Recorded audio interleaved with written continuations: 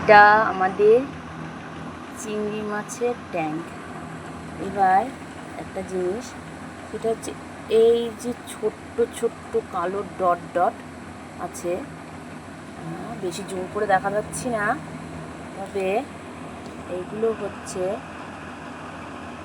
আমাদের এই হলুদ রঙের আপেল শামুক আর বাচ্চা। এই যে এর গায়ের মধ্যেও দুটো ছোটো বাচ্চা আছে, এটা হচ্ছে হলুদ রঙের আপেল শামুক।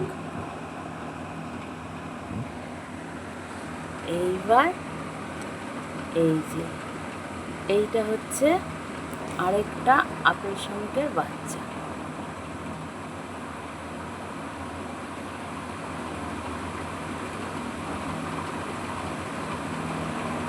ওই ওই ভিতরে ওর মা, আর এই যে বাচ্চা। এটা গেল এই